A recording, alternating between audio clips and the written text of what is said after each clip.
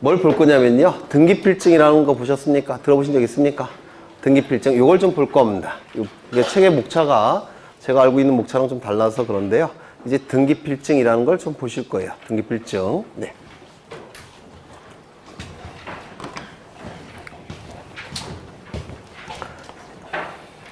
여기 갑이라는 분이 있고요. 이 갑이 건물을 신축합니다. 건물을 신축하게 되면 이 건물을 신축한 자가 무조건 소유권을 취득하는 겁니다. 등기 여부를 묻지 않고 자신의 노력과 비용으로 건물을 신축하면 신축한 자가 무조건 소유권을 취득합니다. 이 취득한 소유권을 보호받기 위해서는 공시해야 된다고 했죠. 공시하는 방법이 뭐라고 했습니까? 등기를 갖추는 겁니다. 따라서 갑은 등기소에 가서 등기를 신청하게 되는데요. 이때 신청하는 등기는 무슨 등기입니까? 소유권 보전 등기를 신청하게 됩니다. 보전 등기가 신청이 되면 등기관은 보전 등기를 통해서 등기부를 개설합니다. 1번 소유권 보전 갑 이렇게 등기가 개설이 될 겁니다. 그러면 보전 등기가 완료가 되면 완료 증명서를 한 장 줍니다. 즉 영수증을 한 장 주도라는 겁니다. 등기 완료 증명서 영수증을 이 등기관은 등기 신청인에게 한 장 주는데요. 그 완료 증명서가 바로 등기필증이라는 서류입니다. 등기필증. 그래서 이 필자가 완료 필자예요. 증은 증서란 뜻입니다. 그래서 등기완료 증서 등기필증이라는 서류입니다. 이 등기필증은 어떻게 만들었냐면 계약서를 아까 제출한다고 그랬죠. 계약서에다가 등기소에 사각형 직인을 찍습니다. 계약서가 이렇게 있으면 사각형 직인을 찍는데요. 여기 권리증이라는 사각형 직인이 찍힙니다. 계약서에. 이게 바로 등기필증 또는 권리증 또는 집문서라고 불렀습니다. 옛날에. 왜 옛날 영화 보면 자식들이 부모님 몰래 밤에 집문서 쏙 빼갖고 도망간다 뭐 그런 거 있지 않습니까? 이게 바로 권리증, 등기필증이라는 서류였습니다. 그래서 등기필증을 한 장 취득합니다. 영수증으로서 등기필증을 한 장 갖고 있게 돼요. 1년 후에 갑은 을과 매매 계약을 체결합니다. 그리고 소유권 이전 등기까지 을 명의로 실행이 되면 소유권은 갑에서 을로 변동이 되죠. 따라서 갑은 이 소유권이 어떻게 될까요? 상실이 될 겁니다. 따라서 등기만 놓고 형식적으로 판단한다면 불이익이 발생할 테고 이러한 자를 뭐라고 부릅니까? 등기 의무자라고 부릅니다. 이 등기가 이루어지면 을은 소유권을 취득할 겁니다. 따라서 등기만 놓고 형식적으로 판단한다면 이익이 발생할 겁니다. 이러한 자를 뭐라고 부릅니까? 등기 권리자라고 불렀습니다. 그래서 등기 의무자와 등기 권리자는 등기소에 가서 소유권 이전 등기를 공동으로 신청하게 될 겁니다. 맞습니까? 그런데 문제는 등기관이 갑과 을의 등기 신청에 의해서 이 등기를 실행하기 전에 한 가지 사실만큼은 반드시 확인해야 됩니다.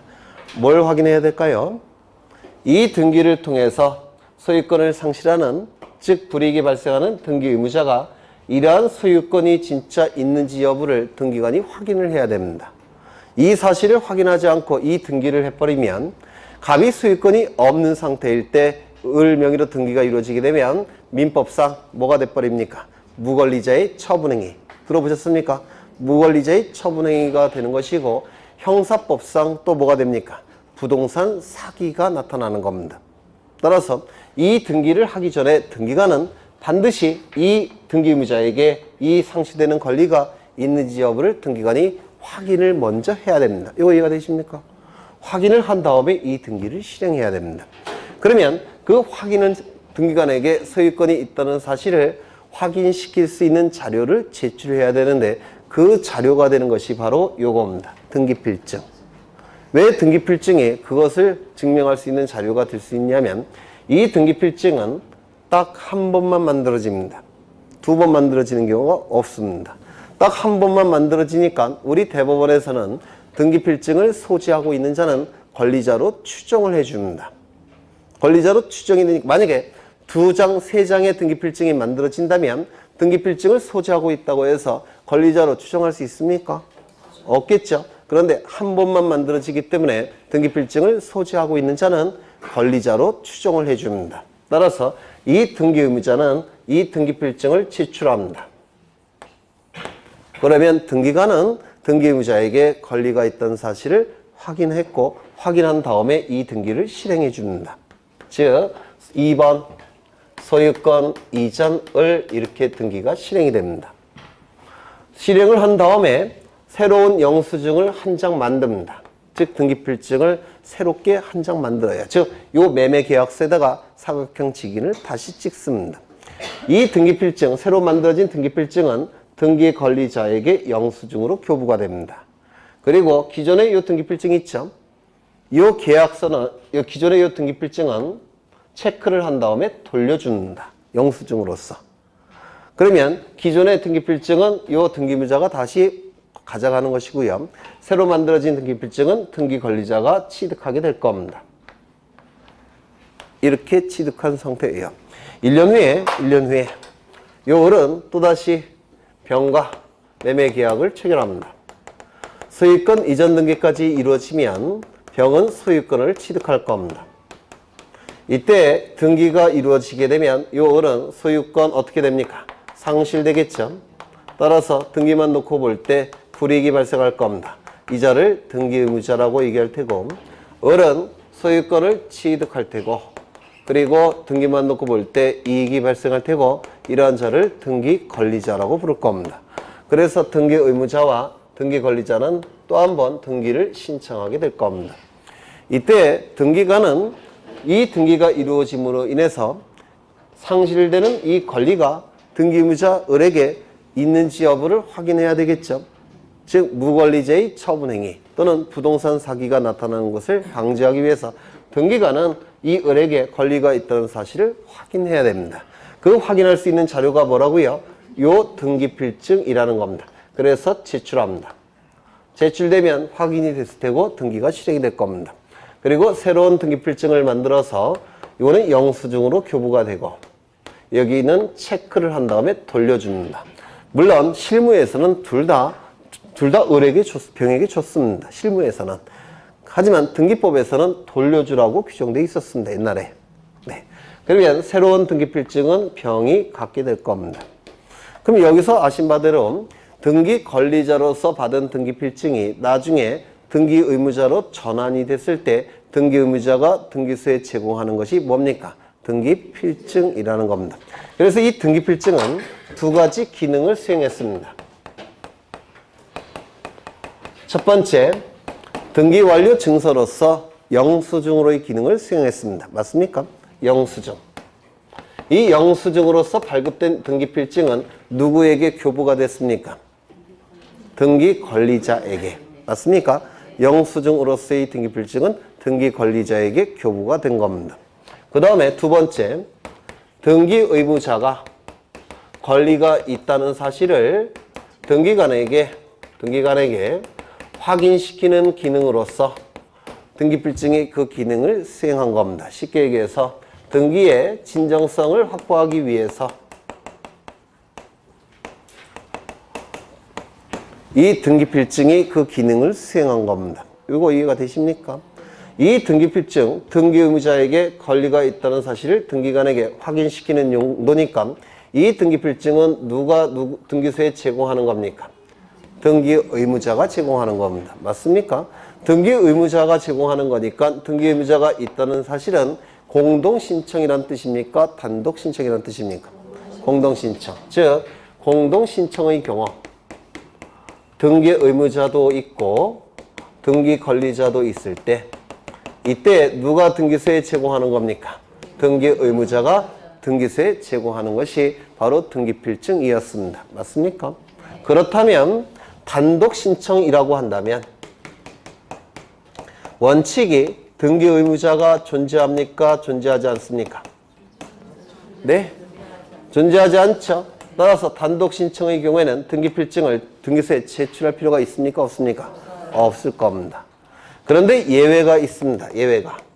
단독 신청인데도 불구하고 등기 의무자가 존재하는 경우가 있습니다. 어느 경우일까요? 맞습니다. 승소한 등기 의무자가 판결서를 가지고 등기를 신청할 때, 이건 단독 신청이라고 그랬죠. 단독 신청인데도 불구하고 등기 의무자가 있죠. 이때는 예외적으로 등기필증을 등기소에 제출해야 됩니다. 그래서 이게 자주 출제가 돼요. 단독 신청은 원칙적으로 등기 의무자가 없기 때문에 등기 의무자는 등기소에 등기필증을 제출하지 않았습니다. 그런데 예외적으로 승소한 등기 의무자가 판결에 의한 등기를 신청할 때는 등기 의무자가 존재하니까 그자는 등기필증을 등기소에 제공을 했습니다. 여기까지 일단 보시고요. 문제는 이 등기필증이라는 제도가 이제는 폐지가 됐습니다. 없어졌어요. 이제는 등기필증이 만들어지지 않습니다. 그런데 문제는 등기필증이 수행했던 기능이 두 가지가 있었죠. 그 기능을 다른 제도가 대신할 수밖에 없습니다. 맞습니까? 왜? 더 이상 등기필증은 없어졌으니까. 그렇죠. 그래서 이 기능은 누가 수행하게 되느냐면 등기 완료 통지서가 이 기능을 이제는 수행합니다. 등기 완료 통지서. 등기필증이 수행했던 영수증의 기능은 등기 완료 통지서가 그 기능을 수행하게 돼요. 그러면 영수증이니까 등기 완료 통지서는 신청인에게 무조건 교부가 되는 겁니다. 신청인에게 영수증이니까. 그렇죠. 그 다음에 이 기능은 등기필 정보라는 게 이 기능을 수행합니다. 그래서 종전에 있던 등기필증 제도가 두 가지 제도로 분화가 된 겁니다. 등기 완료 통지서와 등기필 정보, 이렇게 분화가 된 겁니다. 여기서 주로 이쪽이 출제가 될 텐데요. 이 등기필 정보는 공동 신청의 경우에 누가 등기소에 제공하는 겁니까? 등기 의무자가. 등기 권리자일 때 제공받은 등기필 정보를 등기 의무자로 전환이 됐을 때 등기소에 제공하는 것이 등기필 정보예요. 다시요. 등기 권리자일 때 등기필 정보 받죠? 그 등기 권리자일 때 받은 등기필 정보를 등기 의무자로 전환이 됐을 때, 등기 권리자일 때 받은 등기필 정보를 등기 의무자로 전환이 됐을 때 등기 의무자가 등기소에 제공하는 것이 이전에는 등기필증, 지금은 등기필 정보, 이렇게 바뀌었다는 겁니다. 이거 되셨습니까? 그러면 이 기능을 수행할 수 있을 때만 이게 필요하겠죠. 이 기능을 수행할 필요가 없을 때는 이게 필요 없을 겁니다. 따라서 등기필 정보가 되기 위한 요건이 있습니다. 이 요건이 어려운 문제로서 출제가 됩니다. 이 등기필 정보가 되기 위해서는 첫 번째, 권리에 관한 등기에서만 등기필 정보가 만들어집니다. 권리에 관한 등기에서만 등기필 정보가 만들어지니까 표제부 등기는 권리에 관한 등기입니까? 아닙니까? 아니에요. 표제부 등기에서는 등기필 정보가 만들어지지 않습니다. 왜? 저 기능을 수행할 필요가 없기 때문에 그렇습니다. 두 번째, 등기 신청인이 등기부에 새로운 등기명이 될 때, 이 새로운 등기명의는 등기 권리자를 얘기합니다. 새로운 등기명이 될 때 이 새로운 등기명인에게 작성되고 교부가 되는 것이 등기필 정보라는 겁니다. 옛날에는 등기필증, 지금은 등기필 정보. 되셨죠? 그러면 신청인이 없는 등기라고 한다면 등기필 정보가 만들어질까요? 안 만들어질까요? 안 만들어집니다. 등기관이 직권으로 등기하는 경우도 있는데요. 직권에 의한 등기의 경우에는 등기필 정보가 작성되지 않습니다. 등기 신청인이 존재해야지만 등기필 정보가 작성이 되는 겁니다. 그 다음에 등기부에 새로운 등기명인이 나타날 때만 등기필 정보가 작성이 됩니다. 그러면 말소 등기라는 게 있는데요. 말소 등기는 등기부에 새로운 등기명인이 없습니다. 따라서 말소 등기 신청 시에는 등기필 정보가 만들어질까요? 안 만들어질까요? 안 만들어집니다. 그래서 이 세 가지 요건을 충족할 때만 바로 등기필 정보가 작성 통지가 됩니다. 만약에 권리에 관한 등기고 신청인도 있고 새로운 등기명인도 존재합니다. 그런데 다른 사람이라고 한다면 이것 등기필 정보가 작성될까요? 안 될까요? 안 됩니다. 그래서 같은 사람인 경우에만 등기필 정보가 작성이 됩니다. 그래서 이걸 꼭 외워두셔야지만 암기량을 대폭 줄일 수가 있습니다. 만약에 이걸 안 외우시면 2페이지 정도를 여러분이 따로 암기하셔야 돼요. 선택은 여러분이 하는 겁니다. 2페이지를 여러분이 암기하시든지 이걸 암기해서 골라내시든지. 네. 그래서 우리 등기법은 양을 줄여야 돼요. 대폭. 이거 좀 외워두십니다. 권리에 관한 등기에 있어서 등기 신청인이 등기부에 새로운 등기명이 될 때 그 새로운 등기명인에게 작성, 통지되는 것이 뭐라고요? 등기필 정보. 그러면 새로운 신청인이 새로운 등기명인이 아니라고 한다면 다시 쓰죠. 신청인이 등기부에 새로운 등기명인이 아니라고 한다면, 즉 다른 사람이라고 한다면 이때는 새로운 등기명인에게 등기필 정보가 작성됩니까? 안 됩니까? 안 된다고 했죠. 그러면 등기필 정보가 작성 통지되지 않으면 이상한 결과가 나타나요. 왜요? 내 이름으로 등기부에 등기가 올라갔는데, 내 이름이 등기부에 올라갔는데 내가 신청한 게 아니죠. 신청인과 등기명인이 다른 사람이라고 한다면, 예를 들어서 A가 신청을 했는데 등기부에 이름이 올라가는 사람은 B예요.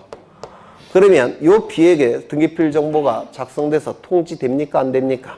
안 되죠. 안 된다고 한다면 이 B는 자신의 이름이 등기부에 올라갔다는 사실을 알까요? 모를까요? 모르겠죠. 모르지 않습니까? 네. 그렇죠. 그러면 이건 문제가 있는 겁니다. 내 이름이 등기부에 이름이 올라갔는데 내가 신청한 것도 아니고 나도 모르고 문제가 있죠. 따라서 이자에게 알려줘야 됩니다. 네 이름이 등기부에 올라갔다는 사실을 이 새로운 등기명인에게 알려줘야 돼요. 등기필 정보를 작성해서 알려줄 수는 없죠. 그러면 뭘 작성해서 알려주느냐면 이자에게는 등기 완료를 통지해 주는 겁니다. 너의 이름으로 등기가 완료되었음을 통지해 줍니다. 등기 완료 통지. 그러면 등기 완료 통지가 두 가지가 나타나죠. 여기 등기 완료 통지 하나 있고요. 여기에 등기 완료 통지도 있죠. 그래서 등기 완료 통지는 두 가지 종류가 있습니다. 첫 번째는 영수증으로서의 등기 완료 통지 하나가 있고요. 두 번째는 등기부에 이름이 올라간 사람에게 너의 이름으로 등기가 올라갔다는 것을 통지해주는 등기 완료 통지 두 가지가 있는 겁니다. 이름은 같이 쓰지만 전혀 다른 거예요. 이쪽에 등기 완료 통지, 저쪽에 등기 완료 통지. 요게 주로 출제가 되는데요.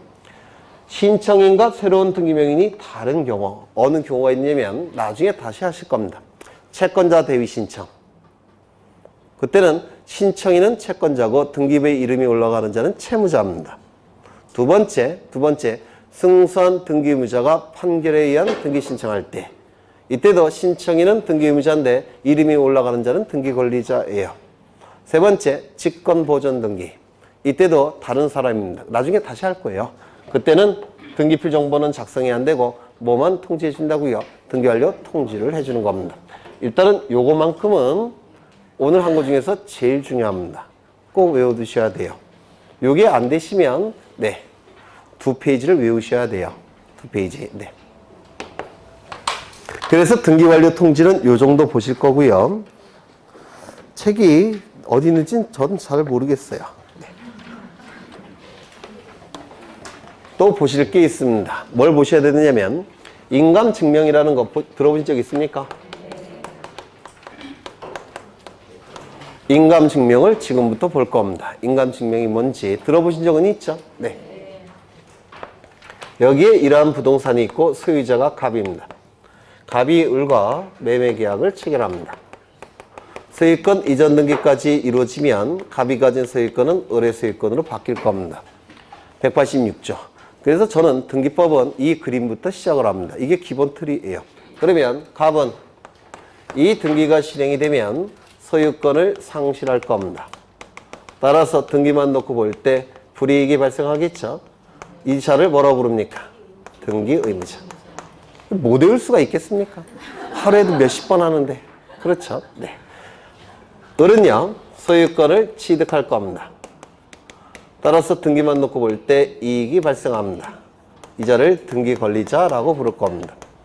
등기의무자와 등기권리자는 등기소에 가서 등기를 공동으로 신청하게 될 겁니다.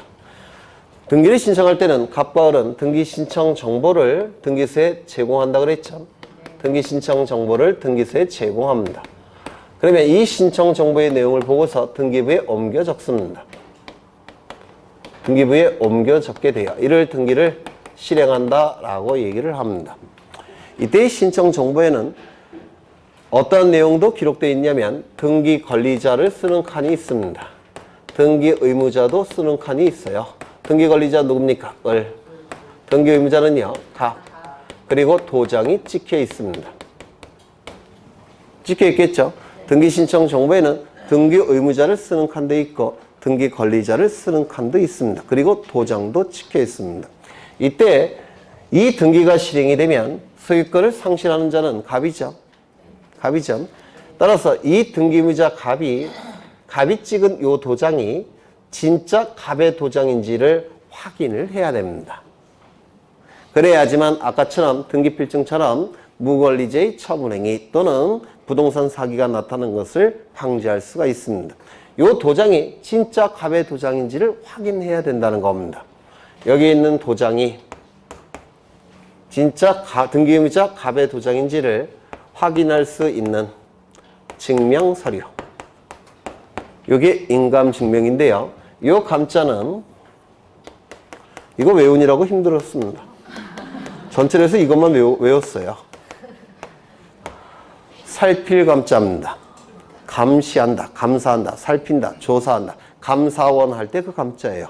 그래서 등기 신청 정보에 찍혀 있는 등기의무자의 도장이 진짜 등기의무자 갑의 도장인지를 확인할 수 있는, 살필 수 있는 증명서류. 이걸 인감증명이라고 부릅니다. 그러면 이 인감증명은 등기 권리자도 인감증명을 첨부할 필요가 있을까요? 없을까요? 네? 부동산 등기 권리자의 도장을 구태여 확인할 필요가 있을까요? 없을까요? 부동산 사기와 관련이 있습니까? 없습니다. 무권리자의 처분행위와 관련이 있습니까? 등기 권리자의 도장은 없습니다. 누구만 첨부한다고요? 등기 의무자만. 왜 첨부한다고요? 등기의 진정성을 확보하기 위해서, 즉 부동산 사기, 무권리자의 처분행위가 나타나는 것을 방지하기 위해서. 맞습니까? 등기 의무자만 요 인감증명을 첨부합니다.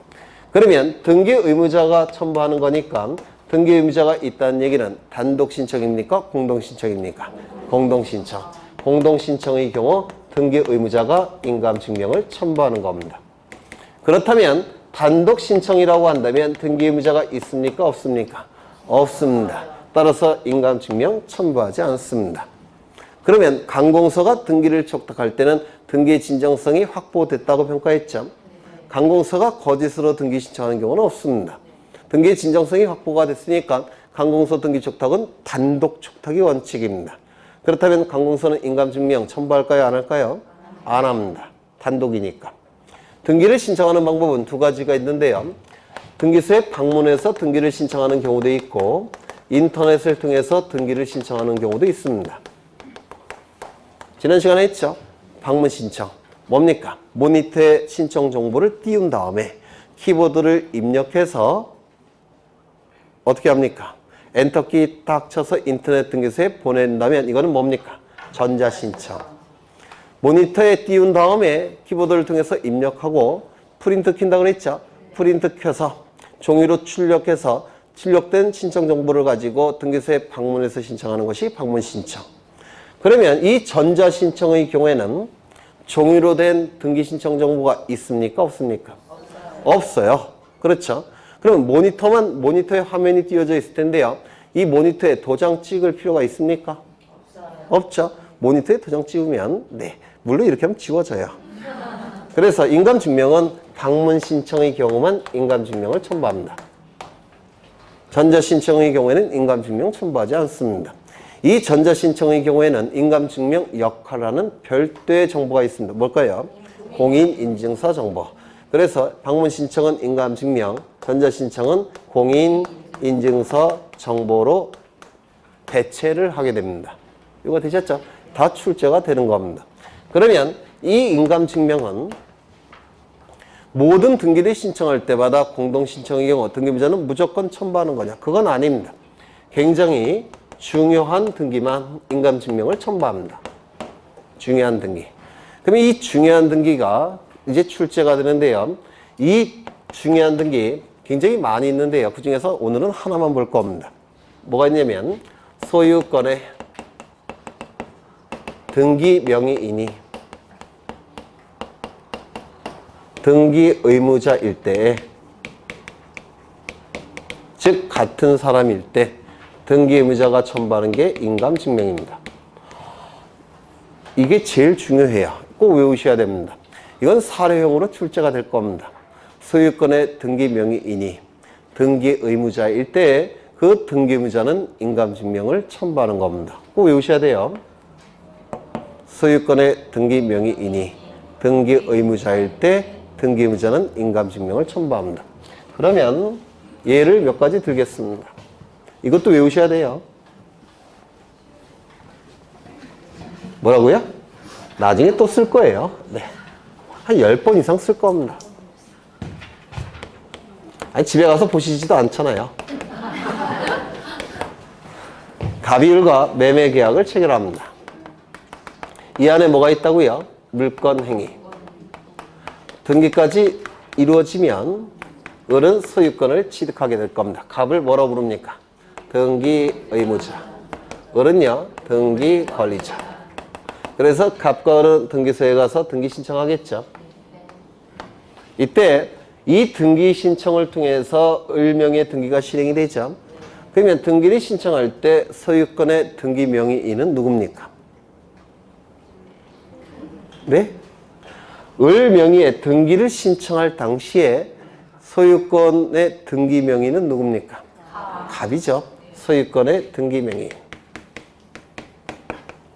그러면 같은 사람입니까? 네. 따라서 등기부자는 뭘 첨부한다고요? 인감증명. 되셨나요? 네. 그런데 갑과 을 사이에 매매 계약이 무효가 된다든지 취소가 된다든지 해제가 되는 경우가 발생합니다. 문제는 186조에 의해서 두 가지 요건을 구비해야지만 물권 변동 효력이 나타나죠. 그런데 매매 계약이 무효 취소 해제가 돼버리면 그 안에 들어가 있는 물권 행위도 실효가 됩니다. 이걸 민법에서 물권 행위에 뭐라고 부릅니까? 유인성살, 유인론이라고 불러요. 나중에 민법에서 하실 겁니다. 매매 계약이 없어지면 그 안에 들어가 있는 물권 행위도 같이 없어지는 겁니다. 그러면 두 가지 요건이 충족이 돼야지만 소유권이 변동이 될 텐데 소유권이 변동되지 않은 상태로 복귀가 되겠죠. 그러면 소유권자는 누굽니까? 갑. 갑은 소유권자입니다. 그런데 소유권의 등기 명의는 누가 갖고 있습니까? 지금 이 등기가 아직 말소되기 전이죠. 따라서 등기 명의는 누가 갖고 있습니까? 을이. 소유권의 등기 명의는 을이 갖고 있습니다. 요거 이해가 되십니까? 그러면 소유권은 갑이 가지고 있는데 등기 명의는 을이 갖고 있다면 을의 등기 명의는 갑의 소유권을 침해하는 불법적인 등기입니다. 맞습니까? 따라서 이 등기는 갑의 소유권을 침해하고 있기 때문에 이 등기는 어떻게 돼야 될까요? 말소돼야 됩니다. 그러면 이 등기가 말소됨으로 인해서 불이익이 발생하는 자는 등기부만 놓고 볼 때 누굽니까? 을, 등기 의무자. 이익이 발생하는 자는 누굽니까? 등기부만 놓고 볼 때 가, 등기 관리자. 그러면 이 등기 말소 신청할 때는 소유권의 등기 명의는 누구 명의로 되어 있는 상태입니까? 이 등기가 말소 신청이 될 때 을 명의로 되어 있는 거죠. 아직 말소되기 전이니까 소유권의 등기 명의, 을 명의로 되어 있습니다. 그러면 같은 사람입니까? 다른 사람입니까? 네? 같은 사람. 따라서 을은 뭘 첨부한다고요? 인감증명. 소유권은 누가 갖고 있습니까? 갑. 그러면 소유권자와 소유권의 등기 명의는 이걸 같은 뜻으로 설명하시는 선생님도 계신데 아니에요. 의미가 다릅니다. 소유권자는 소유권을 가지고 있는 자. 소유권의 등기 명의는 등기부에 소유권자로 등기되어 있는 자. 의미가 다르죠? 그러면 여기서 얘기하는 것은 소유권자를 얘기하는 겁니까? 소유권의 등기 명의를 얘기하는 겁니까? 소유권의 등기 명의를 얘기하는 겁니다. 그때만 인감증명을 첨부하는 겁니다. 그렇죠? 다시 한번 확인을 하겠습니다. 여기에 이러한 부동산이 있고 소유권자가 갑입니다. 갑이 을로부터 10억 원을 빌려요. 그냥 안 빌려주겠죠? 담보를 요구할 겁니다. 그래서 저당권을 설정합니다. 을은 저당권 등기를 하게 될 테고 저당권을 취득하게 될 겁니다. 그러면 이 등기가 이루어짐으로 인해서 이익이 발생한 자는 누굽니까? 을, 등기 권리자. 불이익이 발생한 자는 누굽니까? 갑, 등기 의무자.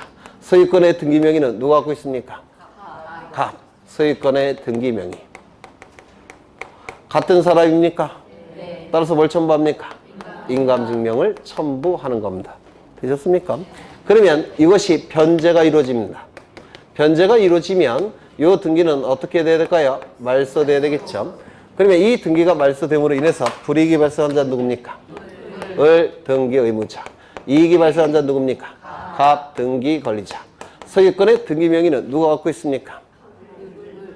을은 저당권의 등기 명의를 갖고 있지 소유권의 등기 명의는 을이 없죠. 을은 저당권의 등기 명의. 그러면 소유권의 등기 명의는 누가 갖고 있습니까? 갑, 소유권의 등기 명의. 일치합니까? 일치하지 않습니까? 다른 사람이죠. 따라서 인감증명 첨부합니까? 인감증명 첨부하지 않습니다. 하나 더 하죠. 네. 여기 이러한 부동산이 있고 소유권자는 갑입니다. 갑이 을에게 전세권 등기를 해줍니다. 그러면 소유권의 등기 명의는 누굽니까? 갑. 등기 의무자는 누굽니까? 전세권 등기의 등기 의무자가 을이에요. 갑이죠. 따라서 갑은 뭘 첨부한다고요? 인감증명. 을은 병으로부터 돈을 빌려요. 5억 원을. 그냥 안 빌려주겠죠. 담보를 요구하겠죠. 그래서 저당권을 설정합니다. 그러면 이 병이 취득하는 등기는 전세권에 대한 저당권 등기를 하게 될 테고 그 권리를 취득할 겁니다. 맞습니까? 그러면 이 등기가 이루어짐으로 인해서 이익이 발생한 자는 누굽니까? 병, 등기 권리자. 불이익이 발생한 자는 누굽니까? 을, 등기 의무자. 소유권의 등기 명의는 누가 갖고 있습니까? 갑, 소유권의 등기 명의. 같은 사람입니까? 다른 사람입니까? 따라서 등기 의무자는 인감증명을 첨부한다, 안 한다? 안 한다. 이런 형태로 이게 사례형으로 출제가 됩니다. 그래서 이거는 이제 민법 지식이 쌓아지시면서 쉽게 그려낼 수가 있으세요. 그래서 지금은 이걸 먼저 암기하셔야 됩니다. 소유권자가 아니에요. 소유권의 등기 명의인이 등기 의무자일 때 등기 의무자는 인감증명을 첨부한다는 겁니다. 그 다음에 인감증명은 일단은 이 정도 보실 거고요. 하나 더 보고 오늘 끝낼 겁니다. 혹시 토지거래 허가라는 거 들어보신 적 있습니까? 민법에서 하셨습니까? 토지거래 허가. 네.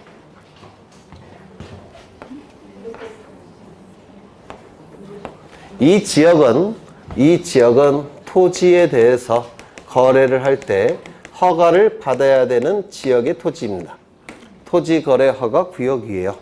그런데 이 토지거래 허가 구역 내에 갑이 토지를 갖고 있는 상태입니다. 이때 갑이 을과 이 토지에 대해서 거래를 합니다. 그러면 등기를 갖춰야 되겠죠. 이때 일정한 경우에는 갑과 을은 거래를 할 때 관할관청에 가서 이 토지 거래에 대해서 허가를 받아야 됩니다. 일정한 경우에는 허가를 받아야 돼요. 그러면 이제 등기를 신청하겠죠. 이 경우에는 이 허가서를 등기 신청 시 첨부를 해야 됩니다. 일정한 경우에는. 그래서 이게 출제가 돼요. 항상 토지거래 허가서를 첨부하는 게 아닙니다. 일정한 경우에만 토지거래 허가서를 첨부합니다. 그러면 이 일정한 경우는 어느 경우를 얘기하느냐? 이걸 외우셔야 돼요. 첫 번째, 이 거래가 유상일 때. 유상이라는 개념은 보상이 있다라는 뜻이에요. 반대말은 뭘까요? 무상. 증여계약은 무상이죠. 매매는 유상이죠. 네, 유상일 때만 토지거래 허가서 첨부합니다. 두 번째, 등기원인이 계약이거나 또는 예약일 때에 그러면 단독행위가 이루어질 때, 즉 유증 같은 경우 토지거래가 와서 첨부할까요? 안 할까요? 안 합니다. 계약일 때만 첨부하는 겁니다. 여기서 예약이라는 게 나오는데요. 민법에서 하셨습니까? 예약. 네, 하실 거예요. 요 예자가 미리 예자입니다. 미리 예자.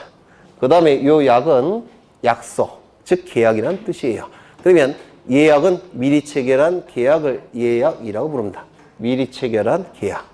그러면 이 미리 체결한 계약도 계약의 일종이기 때문에 이 안에 들어가는 겁니다. 그런데 굳이 제가 계약과 별도로 예약을 쓴 이유는요. 예약이 체결되었을 때는 보통 가등기를 합니다. 가등기. 가등기 할 때도 토지거래과서를 첨부하기 때문에 요거 예약을 별도로 쓴 겁니다. 세 번째, 소유권에 관한 등기나 또는 지상권에 관한 등기를 신청할 때 요때 토지거래과서를 첨부하는 겁니다. 요즘은 토지거래 허가 정보라고도 불러요. 그러면 가등기가 포함된다고 했죠.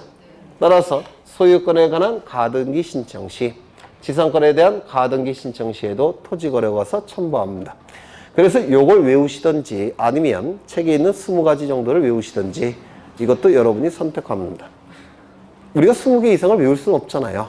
그렇죠? 그래서 이것만 외우시면 골라내실 수가 있으세요. 이게 첫 번째 유상일 것, 두 번째 계약이나 예약일 것, 세 번째 소유권에 관한 등기거나 지상권에 관한 등기를 신청할 것. 이때만 토지거래 허가서 또는 토지거래 허가 정보를 등기소에 제출하는 겁니다.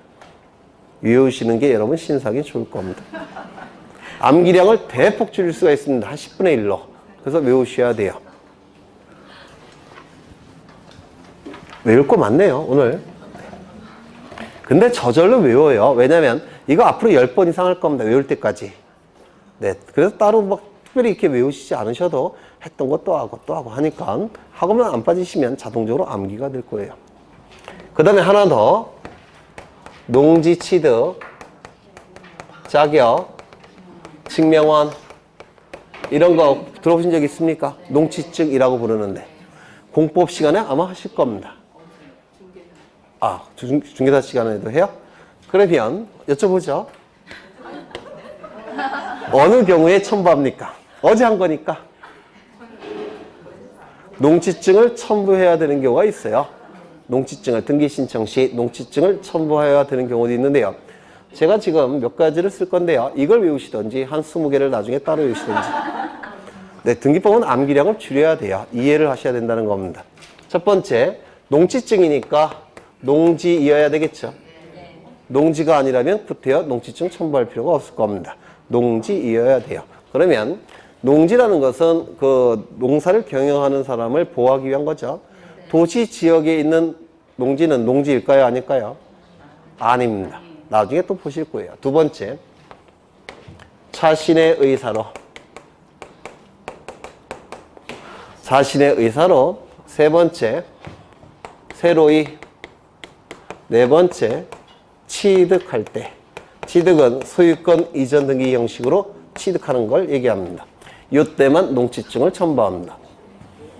그러면 농지가 아니라고 한다면 농취증 첨부하지 않겠죠? 자신의 의사로 취득한 게 아니라면 농취증 첨부하지 않겠죠? 그러면 상속받은 경우 농취증 첨부할까요? 안 할까요? 안 할 겁니다. 자신의 의사로 취득한 경우에만 농취증 첨부할 겁니다. 새로이 취득한 경우에만 농취증을 첨부합니다. 그러면 이게 농지인데요. 갑이 2분지 1을 가지고 있고 을이 2분지 1을 갖고 있습니다. 공유라고 불러요, 민법에서. 그런데 갑과 을이 관계가 틀어졌기 때문에 이걸 분할하고자 합니다. 그래서 공유물 분할 계약을 체결하고 등기를 갖추게 됩니다. 이들은 지분 이전 등기라는 걸 하게 돼요. 나중에 민법에서 하실 겁니다.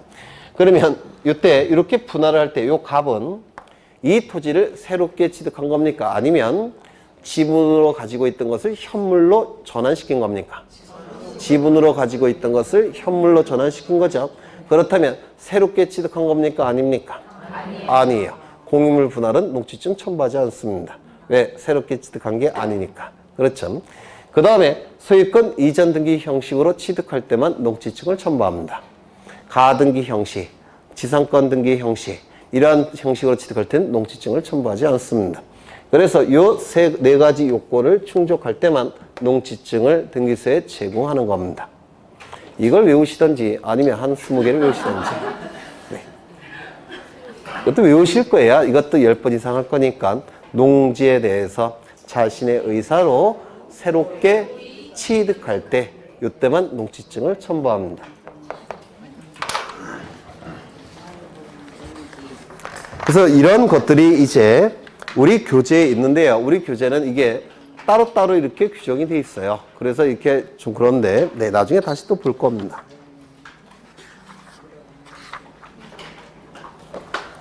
되셨나요? 이거 한번 외우고 가죠. 토지거래 가서 언제요? 유상일까? 두 번째 계약이나 예약일까? 세 번째 소유권에 관한 지상권에 관한 등기일까? 네.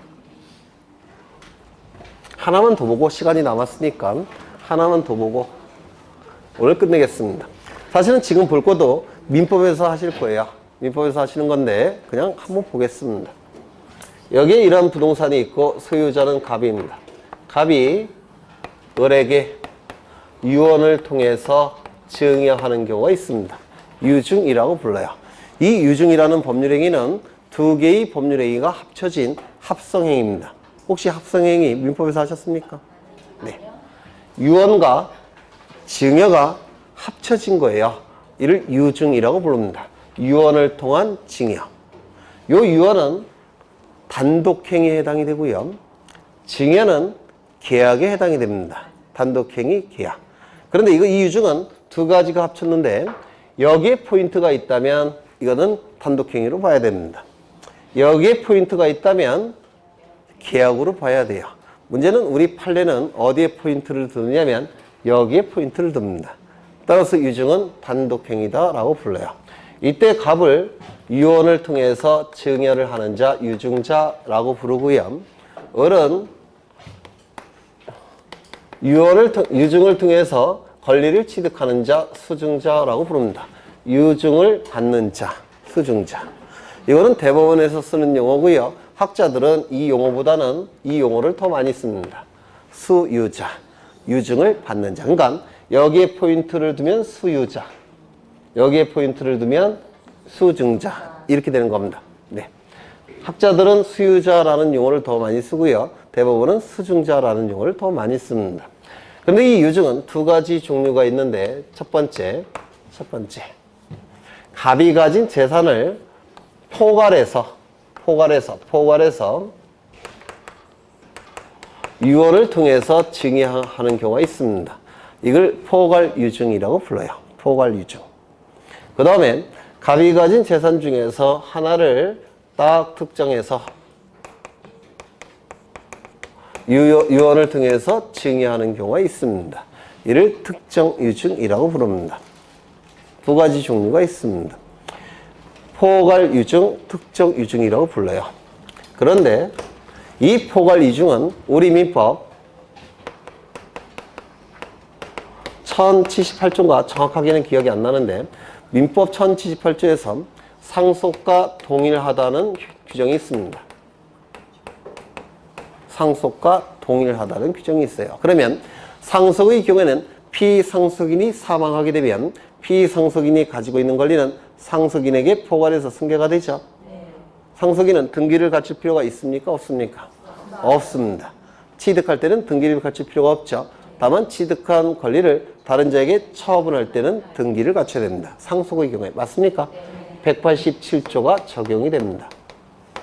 그러면 포괄유증도 상속과 같다라고 되어 있으니까 이 을이 소유권을 취득하기 위해서는 등기를 갖출 필요가 있을까요? 없을까요?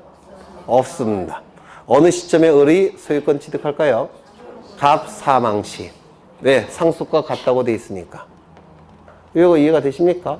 그러면 갑 사망 시에 을은 소유권을 취득할 때요. 취득한 권리를 다른 자에게 처분하기 위해서는 뭘 갖춘 다음에 처분해야 됩니까? 등기를 갖춘 다음에. 따라서 이 포괄유증의 경우에는 187조가 적용이 되니까 등기는 처분 요건으로서의 등기라고 얘기합니다. 상속과 같기 때문에 지금 최고 수준을 하는 거예요. 여러분들 실력이 좀 좋아 보이니까. 오해인가요? 이 특정 유증은 이런 규정이 없습니다. 이 규정이 없어요. 상속과 같다는 규정이 없습니다. 그러면 원칙으로 돌아가야 되죠. 원칙은 186조인가요? 187조인가요? 186조. 즉 186조가 적용이 됩니다. 그러면 186조에는 법률행위 플러스 등기 물권 변동이죠. 이 특정 유증도 법률행위 일종이에요. 그러면 우리 소유권을 취득하기 위해서는 뭘 갖춰야 됩니까? 등기를 갖춰야지만 소유권을 취득하죠. 그러면 이 등기는 처분 요건입니까? 성립 요건이겠습니까? 성립 요건으로서의 등기라고 얘기합니다. 이게 법무사 시험에 아주 자주 출제가 됐다가 우리 중개사 시험에도 막 들어오기 시작합니다. 그래서 우리 중개사 시험에서도 굉장히 자주 나와요. 성립 요건으로서의 등기건, 처분 요건으로서의 등기건, 이 등기는 을의 명의로 이루어지는 이 등기는 갑의 요 유언을 집행하는 겁니다. 갑의 유언을 집행하는 거예요. 그러면 이 등기를 갑이 해줄 수 있을까요? 없을까요? 없죠. 돌아가셨으니까. 그렇죠. 따라서 이 갑의 유언을 집행하는 자가 별도로 존재합니다. 이 자를 유언 집행자라고 부릅니다. 이때 유언 집행자는 갑이 유언을 통해서 지정을 합니다. 그래서 지정 유언 집행자가 원칙이에요. 문제는 급하게 돌아가시는 경우가 꽤 있죠. 교통사고 뭐 이런 경우 있지 않습니까? 지정을 못하고 돌아가실 수도 있죠. 그때는 상속인이 유언을 집행하는 겁니다. 상속인이 유언 집행자가 돼버려요. 그래서 이 유언을 집행하는 자는 A가 될 텐데 A는 유언 집행자일 수도 있고 상속인이 될 수도 있습니다. 이 유언을 집행하는 방법은 뭐냐면 등기를 해주는 겁니다. 얘는 등기를 갖추는 자죠. 이렇게 등기를 공동으로 신청합니다. 그래서 이 유증으로 인한 등기는 특정 유증이건 포괄 유증이건 단독 신청일까요? 공동 신청일까요? 공동 신청. 등기 관리자는 누굽니까? 유증을 받는 자. 등기무자는 누굽니까? 유언 집행자 또는 상속인. 이렇게 됩니다. 이것도 단골로 출제가 되는 거예요. 이런 것들은 네. 괜히 했다는 생각도 듭니다. 나중에 해야 되는 것들인데 네, 이게 수준이 꽤 있는 거예요. 네. 그 다음에 뭐 굉장히 많은 내용들이 있는데 이건 전부 다 뭐 합의요, 뭐 진정 명의 회복을 위한 소유권 이전 등기 이런 건 전부 다 민법에서 기본적인 내용을 하셔야 돼요. 그러면 이제 등기법 강사는 거기에 이제 숟가락만 얹을 겁니다. 물론 아주 중요한 거는 같이 할 거고요. 네. 그래서 오늘은 여기까지 볼 거고요. 민법에서 나중에 다 공부를 하실 거예요. 그 다음에 다음 시간에는 각종 등기 절차를 또 공부를 하실 거예요. 아마 다음 시간에 해야 될 게 있는데 다음 시간에 해야 될 것 중에서 가장 중요한 것은 가등기라는 겁니다. 가등기. 가등기 들어보셨습니까? 네. 이 가짜가 무슨 가짜일까요? 임시가. 그래서 임시로 하는 등기가 가등기인데요. 이 가등기는 많이 출제가 되면 4문제까지도 나옵니다. 민법에서 2문제, 등기법에서 2문제, 4문제까지 나오고요. 아주 적게 출제가 되면 2문제가 나옵니다. 민법에서 1문제, 등기법에서 1문제. 그런데 민법에서 하는 것은 대단히 조그맣습니다. 한 5분, 10분. 우리 등기법은 1시간을 합니다. 그래서 등기법에서의 가등기를 소화하시면 민법은 따로 공부 안 하셔도 돼요. 워낙 깊이 들어가니까 여하간 다음에 하는 것 중에서 제일 중요한 건 가등기가 될 겁니다. 네. 그래서 이번 순환에는 기초과정이니까 그 용어 위주로 설명을 드렸고요. 1월 달부터는 이제 우리 교재 시험에 안 나오는 내용이 많이 들어가 있어요. 그거 다 빼버릴 겁니다. 그리고 시험에 나오는 것만 줄을 칠 거예요. 양을 대폭 줄일 겁니다. 나오는 것만. 꼭 100점 맞으셔야 되겠습니까? 아니죠. 24개가 출제가 되는데 24개를 맞으실 필요는 없죠. 그래서 22개 정도로 강의를 할 겁니다. 24개 중에서 22개 득점 수준으로 강의를 할 거고요. 공간정보법은 다 득점하셔야 되고 등기법은 한 10개 정도 득점할 수 있을 정도 강의가 이루어질 겁니다. 고생하셨고 다음 주에 뵙겠습니다. 수고하셨습니다.